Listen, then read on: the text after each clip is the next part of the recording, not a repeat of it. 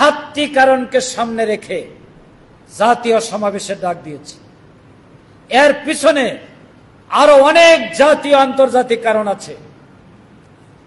এই কারণকে সামনে রেখে বাংলাদেশের ইতিহাসে সর্ববৃহৎ জনসমুদ্র হবে আগামী 19শে জুলাই সোহরাওয়ার্দী উদ্যানকে কেন্দ্র করে, ইনশাআল্লাহ।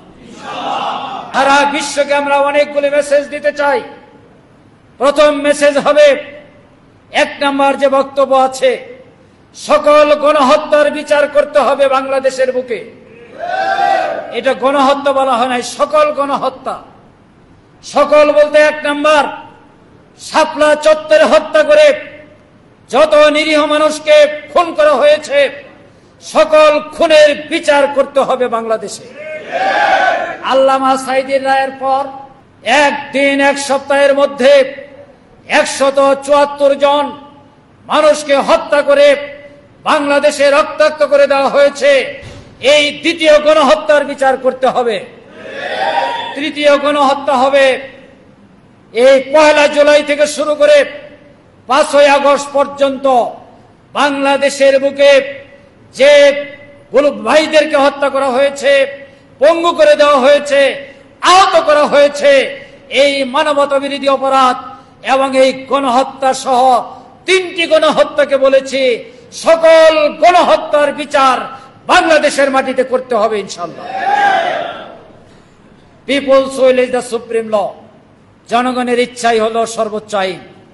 সেই দিন বুঝে যাবেন বাংলাদেশের মানুষ যে হত্যার বিচার ছাড়া বাংলাদেশের মানুষ ঘরে ফিরে যাবে না। 1।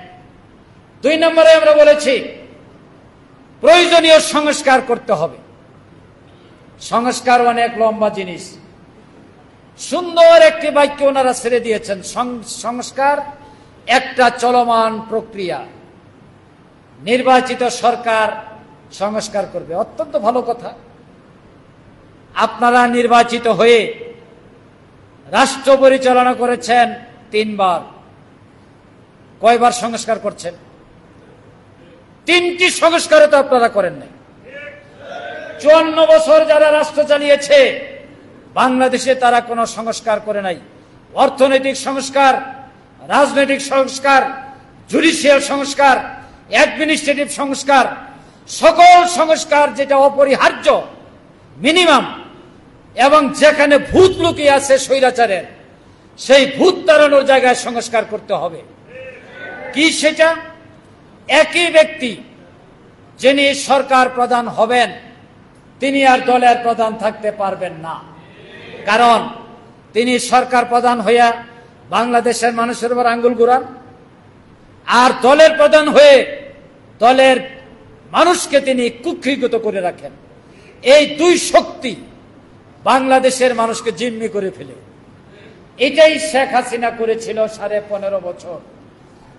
একই ব্যক্তি দলেরও প্রধান, সরকারেরও প্রধান। এটা হলো স্বৈরাচারের প্রথম ভূত। এই ভূতটা তাড়াইতে হবে, এটা আমাদের প্রস্তাব।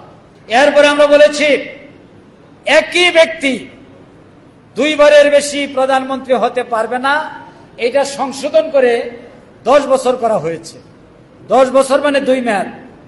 একজন প্রধানমন্ত্রী 3 বছর পর পার্লামেন্ট ভেঙে যেতে পারে, তাহলে তো 1 মেয়াদে তিনি 3 বছর প্রধানমন্ত্রী হইলেন।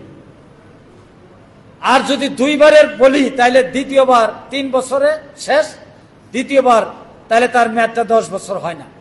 আমরা জামাত উদারতার পরিচয় দিয়ে বলেছে একজন ব্যক্তি 10 বছরের বেশি প্রধানমন্ত্রী থাকতে পারবেন না।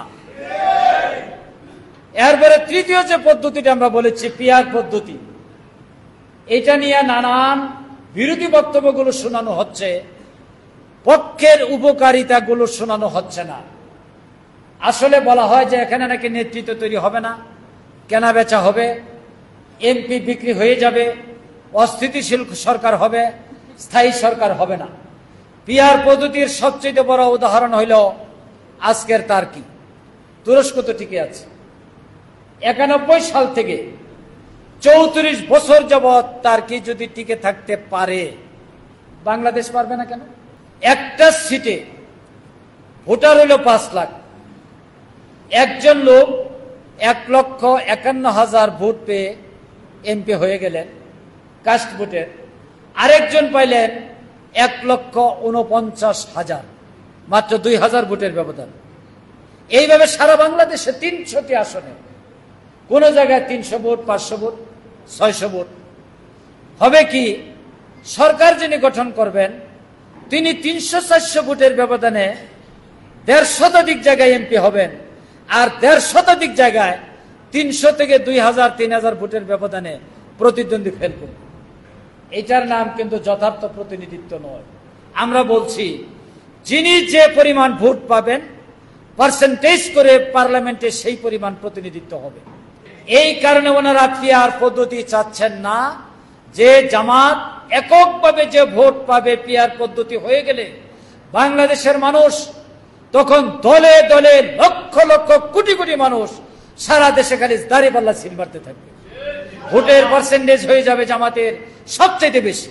অতএব ঠেকাও, যত তথ্য যুক্তি ভিত্তিক বক্তব্য আছে সব। আমাদের বক্তব্য একটি, পিআর পদ্ধতি এই দাবি আসবে, এই দাবি নিয়ে 7 দফা ইত্যাদি ইত্যাদি সহ 7 দফা দাবির ভিত্তিতে হবে জাতীয় সমাবেশ। এটা কিন্তু মহাসমাবেশ বলি নেই, জাতীয় সমাবেশ। অর্থটাও একটু খেয়াল রাখতে হবে। আমি এই জন্য আপনাদের প্রতি আহ্বান রাখবো, সেই দিন আমরা প্রমাণ করে দিব আগামীর বাংলাদেশ হবে জামাত ইসলামের বাংলাদেশ ইনশাল্লাহ। আরেকটা মেসেজ যাবে, সেই মেসেজটা হলো প্রতিবেশী রাষ্ট্র ভারত। ওনারা দৈনিকই চিন্তা করেন যে বাংলাদেশে কি অবস্থা। একবার যদি তারা, অনেক আগে বুঝছেন যে জামাতের হাত থেকে ওনাদের রেহাই নেই, জামাতে আগামী দিনের ভবিষ্যৎ, জনগণ এটাকে গ্রহণ করে নিচ্ছে। যা ধরছেন যাদেরকে, কাজ হইতেছে না, কারণ মাথা তো গরম হয়ে গেছে, সিদ্ধান্ত ভুল হবে, এক একবার এক এক কথা। জামাত ইসলামের এই জাগরণের মাধ্যমে ভারত বুঝতে পারবে ইসলাম পন্থীদের উপর আর কোন আঘাত করা যাবে না। বিশ্ব রাজনীতির একটা পরিবর্তন হবে, আন্তর্জাতিক কূটনীতি, জিওগ্রাফিক্যাল অবস্থান, ইকোনমিক ডিপ্লোমেসি, সমস্ত ডিপ্লোমেসির মধ্যে পরিবর্তন হয়ে সারা বিশ্ব বাংলাদেশ এবং বাংলাদেশের বুকে জামাত ইসলামের দিকে সবাই চোখ রাখবে এবং জামাত আগামী দিনের সফলতার দিকে এগিয়ে যাবে ইনশাআল্লাহ।